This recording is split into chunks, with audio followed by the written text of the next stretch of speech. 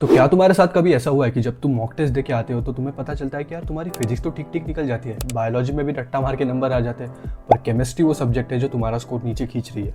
अगर ऐसा है then this video is for you. इस वीडियो में मैं तुम्हें फिजिकल, ऑर्गेनिक और इनऑर्गेनिक केमिस्ट्री के पाँच ऐसे टिप्स बताऊंगा जिन्हें अगर तुमने स्ट्रिक्टली फॉलो किया तो तुम्हारा स्कोर 160 प्लस जाने से कोई नहीं रोक सकता, नो मैटर तुम्हारा करंट स्कोर क्या है। So hello everyone, my name is Mohit. I'm a second year MBBS student at a government medical college and this is about how I turned chemistry, जो एक टाइम पे मेरा सबसे weakest subject होता था, into one of my strongest subject in just 1 year. So without wasting any time, let's begin. Starting with physical chemistry. ये calculation और application का गेम है। तो क्या तुम्हारे साथ कभी ऐसा होता है कि यार मुझे फॉर्मूले तो सारे रटे हैं, पर जब मैं क्वेश्चन देखता हूँ मुझे क्लिक नहीं होता कि यार कौन सा फॉर्मूला कहाँ लगाना है? होता है ना? स्टार्ट में सबके साथ होता है। इस प्रॉब्लम का सोल्यूशन ये है कि सबसे पहले तो तुम्हें पर्टिकुलर चैप्टर के सारे फॉर्मूले एक जगह पे लिखे होने बहुत ज़्यादा ज़रूरी है और फिर तुम्हें इस फॉर्मूला शीट को एप्लीकेशन शीट में बदलना है। इसका मतलब यह है कि सबसे पहले जब तुम कोई फॉर्मूला लिखते हो तो उसके साइड में ब्रैकेट में ये जरूर लिखना कि ये फॉर्मूला किस कंडीशन में अप्लाई हो। फॉर एग्जाम्पल अगर तुमको वर्क डन निकालना है तो तुम्हें ब्रैकेट में ये जरूर मेंशन करना है कि ये वर्क डन का फॉर्मूला किस कंडीशन में अप्लाई होगा, जब प्रेशर कांस्टेंट है या जब वॉल्यूम कांस्टेंट है। तो इससे होगा ये कि जब तुम क्वेश्चन पेपर में क्वेश्चन देखोगे तब तुम्हें दो चीज़ें करनी है। सबसे पहले तो ये देखना है कि गिवन क्या है और दूसरी चीज़ ये देखनी है कि हमें निकालना क्या है। इन दो चीज़ों से तुम्हें इस बात का हिंट लग जाएगा कि कंडीशन क्या दी है और जैसे ही तुम्हें कंडीशन का पता चल गया तो तुम्हारा ब्रेन ऑटोमेटिकली उस कंडीशन को उस फॉर्मूले से रिलेट कर देगा। और सेकंड प्रॉब्लम तो बहुत से स्टूडेंट्स फेस करते हैं, दैट इज कि कैलकुलेशंस फास्ट नहीं हो पाते या फिर एक्यूरेट नहीं हो पाते। एक क्वेश्चन के पीछे तुम्हारे 5 मिनट जा रहे हैं। तो इसके दो सोल्यूशन है। सबसे पहले तो तुम ऑप्शंस देखो, अगर ऑप्शंस की वैल्यू में बहुत ज़्यादा डिफरेंस है तो तुम अप्रॉक्सीमेशन यूज करके आंसर जरूर निकाल सकते हो। फॉर एग्जाम्पल अगर तुम 8.314 को 8.3 लेके सॉल्व कर सकते हो। सेकेंड कंडीशन तब आती है जब ऑप्शंस की वैल्यू में डिफरेंस काफ़ी कम होता है। तो इस कंडीशन के लिए तुम्हें कुछ वैल्यूज़ है जो तुम्हारे टिप ऑफ द टंग पे होनी चाहिए। फॉर एग्जाम्पल log 2 से लेके log 10 की वैल्यूज़, √3, √2, √5 की वैल्यूज़। तुम्हारा log कैलकुलेशन का बेसिक क्लियर होना चाहिए, क्योंकि बहुत रेयरली ऐसा होता है कि एग्जामिनर को तुम पे दया आ जाए और वो इनकी वैल्यूज़ तुम्हें क्वेश्चन के एंड में ब्रैकेट में दे दे। ऑल्सो जितने ज़्यादा बार तुम लोग सवाल प्रैक्टिस करोगे उतना ज़्यादा तुम इन वैल्यूज़ को यूज़ में लाओगे और उतनी तुम्हारी एफिशिएंसी और एक्यूरेसी बढ़ेगी। सो अब आते हैं थर्ड टिप पे, that is using 80-20 rule for theory versus question practice. Most of the students ये गलती करते हैं कि वो अपना मैक्सिमम टाइम किसी भी चैप्टर की थियरी और फॉर्मूले बार बार पढ़ने में वेस्ट करते हैं और क्वेश्चन प्रैक्टिस करने से डरते हैं। To be honest, physical chemistry में तुम्हारा 80% टाइम सिर्फ और सिर्फ क्वेश्चन प्रैक्टिस और पीवाईक्यू सॉल्व करने में जाना चाहिए और बस 20% टाइम थियरी पढ़ने में जाना चाहिए, क्योंकि जब तक तुम किसी सवाल को गलत टिक करके उसका सही सॉल्यूशन नहीं देखोगे तब तक तुम्हें उस थियरी और फॉर्मूले की सही एप्लीकेशन की अप्रोच समझ में नहीं आएगी। फिर आती है next step, that is overcoming the unit trap. क्या तुम्हारे साथ कभी ऐसा हुआ है कि तुमने पूरा क्वेश्चन सॉल्व किया है, फॉर्मूला सही अप्लाई किया है, आंसर भी निकाला है, बाद में तुम्हें रियलाइज होता है कि क्वेश्चन में वॉल्यूम का यूनिट तो ml में था और तुमने लीटर में कन्वर्ट किया ही नहीं। इतनी सी गलती पे वहाँ पे सीधा -5। एनटीए पेपर में तो वैल्यूज काफ़ी सिंपल देता है पर वो यूनिट्स के साथ खेलता है। तो इसका सॉल्यूशन एक ही है कि अगली बार जब तुम रफ में भी क्वेश्चन सॉल्व करो ना तो ऐसा समझना कि बिना यूनिट के नंबर लिखना पाप है। फॉर एग्जांपल अगर तुमको गैस कांस्टेंट की वैल्यू लिखना है तो बस 0.0821 नहीं लिखना है, साथ में उसका यूनिट भी लिखना है ताकि तुम क्वेश्चन से कंपेयर करके प्रेशर का यूनिट सही ले सको कि प्रेशर एटीएम में है या बार में। फिर आती है next step, that is clearing your sign convention basics. जब भी तुम कोई क्वेश्चन सॉल्व करो तो उसके साइन कन्वेंशन का खास ध्यान रखना, क्योंकि बहुत बार ऐसा होगा कि क्वेश्चन का कैलकुलेशन तो काफी इजी रहेगा बट एग्जामिनर ऑप्शंस के साइंस में तुम्हें घुमा देगा। इनफैक्ट फॉर एग्जांपल थर्मोडायनामिक्स जैसे चैप्टर में तो ऐसा बहुत बार होगा कि तुम्हें फाइनल आंसर कैलकुलेट करने की भी जरूरत नहीं पड़ेगी। अगर बस तुम्हें उसके आंसर का साइन पता है तो तुम मोस्ट ऑफ द ऑप्शंस को तो ऐसे ही एलिमिनेट कर दोगे। Now coming to organic chemistry, ये लॉजिक और फ्लो का गेम है। ऑर्गेनिक केमिस्ट्री में सबसे पहली टिप ये है कि GOC, general organic chemistry, is the undisputed king.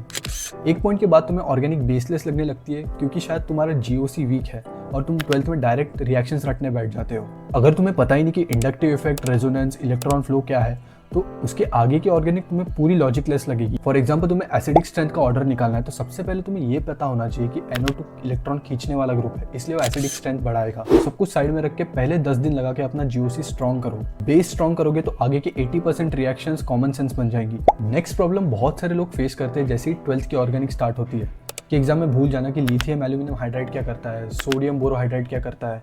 सारे रिएजेंट्स दिमाग में मिक्सअप हो जाते हैं। तो इसका सॉल्यूशन ये है कि एक टेबल बनाओ और उस टेबल में सारे रिएजेंट्स का नेचर लिखो। For example lithium aluminium hydride strong है तो वो सबको रिड्यूस करेगा। जब रिएजेंट का फंक्शन क्लियर होगा ना तो रिएक्टेंट देखते ही तुम्हारा दिमाग प्रोडक्ट खुद ही बना लेगा। Next step is map out the chain reactions. Problem यह है कि हम चैप्टर्स को आइसोलेट करके पढ़ते हैं, अल्कोहल अलग पढ़ते हैं, एल्डिहाइड अलग पढ़ते हैं, पर एनटीए कभी भी सिंगल स्टेप रिएक्शन का क्वेश्चन नहीं देगा। वो हमेशा 2 से 3 चैप्टर के कंसेप्ट्स को मिक्स करके क्वेश्चन बनाता है। तो इसका सॉल्यूशन यही है कि माइंड मैप्स बनाओ। सबसे पहले कोई भी एक सेंट्रल कंपाउंड ले लो, फॉर एग्जांपल बेंजीन, और उसमें से एरोज निकाल के उसके बाकी सारे रिएक्शंस लिख दो।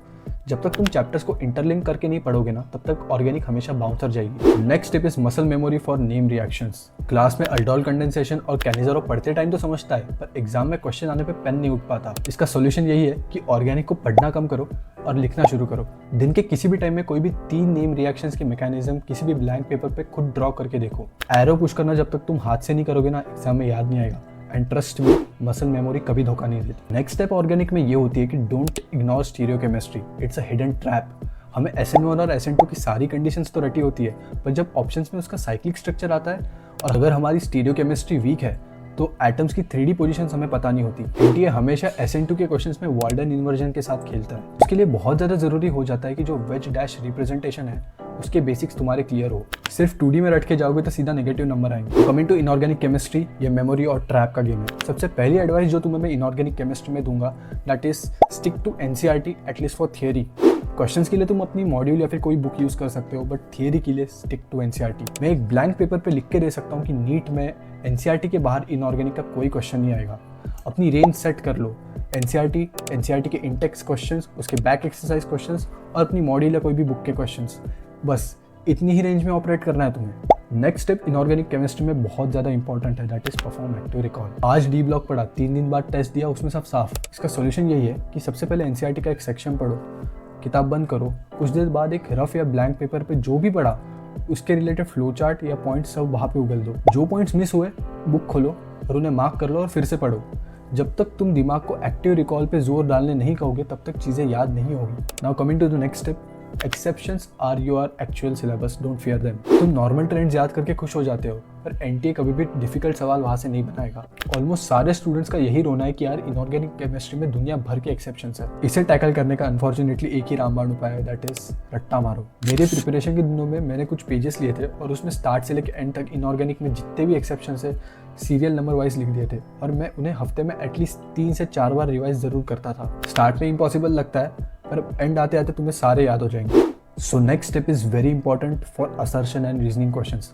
हम लोग मैच द फॉलोइंग जैसे सवाल तो काफ़ी खुशी खुशी लगा लेते हैं, पर जब असर्शन एंड रीजनिंग के सवाल आते हैं तो सबसे बड़ा कन्फ्यूजन तभी होता है जब दोनों स्टेटमेंट्स तो सही होते हैं पर हमें ये नहीं पता होता है कि दूसरा स्टेटमेंट पहले का करेक्ट एक्सप्लेनेशन है या नहीं है। तो इसके सॉल्यूशन के लिए एक फैक्ट समझ लो कि एनटीए कभी भी खुद से स्टेटमेंट्स नहीं बनाता, वो हमेशा एनसीईआरटी की लाइंस को कोट करता है। तो अगली बार से जब भी तुम एनसीईआरटी पढ़ो और तुम्हें ड्यू टू, देयरफॉर, बिकॉज ऐसे वर्ड्स दिखे तो समझ जाना ये असर्शन एंड रीजनिंग का वही क्वेश्चन है। एक स्टेटमेंट असर्शन रहेगा और दूसरा स्टेटमेंट उसका वैलिड रीजन। तो ऐसी लाइंस को तुमने बॉक्स में डाल देना है। So the last tip for inorganic is always choose frequency over volume. Inorganic में ये ज़्यादा मैटर करता है कि तुमने उन फैक्ट्स को कितने बार पढ़ा है इंस्टेड ऑफ तुमने कितना बड़ा चैप्टर कवर किया है। समझ लो एक दिन तुमने पूरी फुर्सत में 4 घंटे निकाले और पूरा डी ब्लॉक खत्म कर दिया। तुम ऐसा समझोगे कि तुम्हारा चैप्टर खत्म हो चुका है, पर 5 दिन बाद अगर कोई टेस्ट रही तो उसमें तुम्हें कुछ भी याद नहीं आएगा। इनऑर्गेनिक केमिस्ट्री बेसिकली एक दवाई की तरह है जिसके डेली डोजेस तुम्हें मिलना जरूरी है। तो मेक श्योर छोटे पार्ट्स में ही सही पर तुम डेली इनऑर्गेनिक को रिवाइज कर रहे हो। आई गेस वीडियो पहले ही काफी लंबी हो गई है, क्या करे सब्जेक्ट इतना वास्ट है। सो अगली वीडियो में बायोलॉजी पे बनाऊंगा। So make sure you subscribe the channel